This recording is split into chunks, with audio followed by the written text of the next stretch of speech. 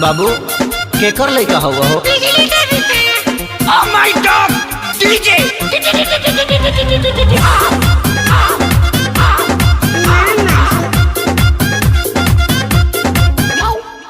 जहिया से आइल न ससुरा से नहीं हो, जहिया से आइल न ससुरा से नहीं हो, ओकर छौड़ा रातो दिन हमरा घरे रहता।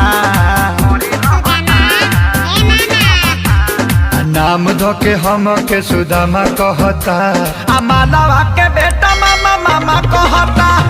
नाम धो के हम के सुदामा कहता, आ मालवा के बेटा मामा मामा कहता।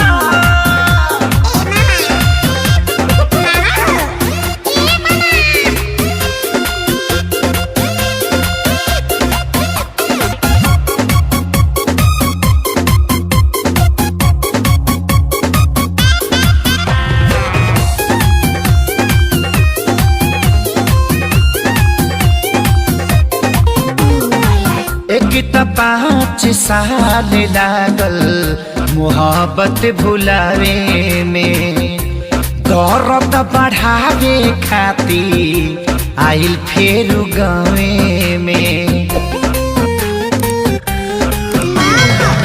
एक त 5 साल लागल मोहब्बत भुलावे में, दर्द बढ़ावे खातिर आइल फेर गावे में। मन करे खाली जहां हमरा पर टूटल बा कहर, अपना माई के उ सोना हमके तामा कहता।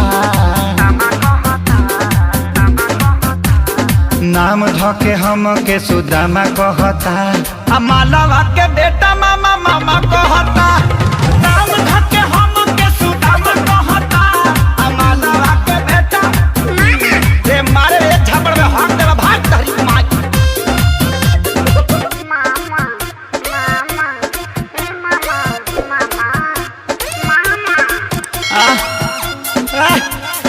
करे ते पैदा भइल बड़ी हमरा के डिस्टर्ब करे खातिर भग भग गया यहाँ से।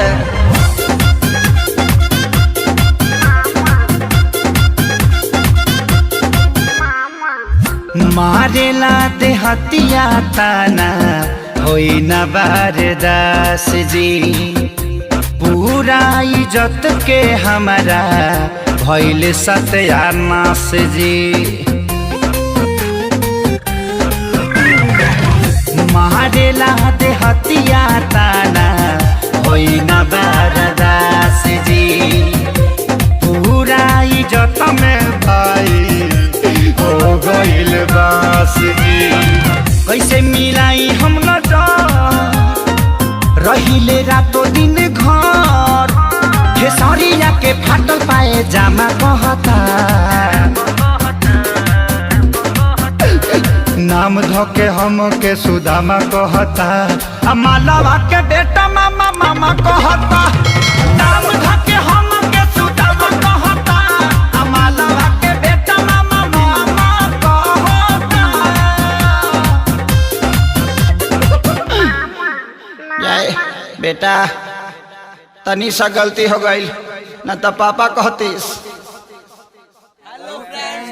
अगर आप लोगों को वीडियो पसंद आए तो प्लीज लाइक करें, कमेंट करें, शेयर करें और सब्सक्राइब अगर नहीं किए तो सब्सक्राइब करें। और ये मेरा छोटा भाई है, इसकी एक्टिंग आप लोगों को कैसी लगी ये कमेंट करके जरूर बताइएगा।